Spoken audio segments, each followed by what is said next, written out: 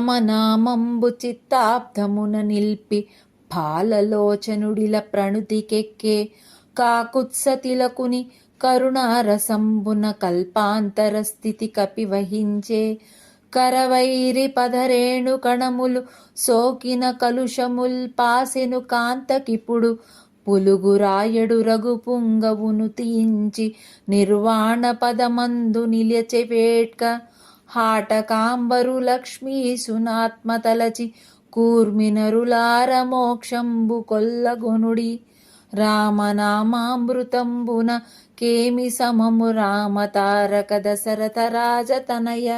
భావం: శ్రీరామ, నీ నామమునకు సమానమైనది ఏదీ లేదు. నీ నామమును మనస్సులో జపిస్తూ పరమశివుడు భూలోకములో పేరుగాంచెను. శ్రీరాముని కరుణతో చిరంజీవిగా హనుమంతుడు ఘనత వహించాడు. రాక్షసుల శత్రువైన శ్రీరామ పాదరేణువులు సోకి అహల్య శాప విమోచనమును కలిగెను.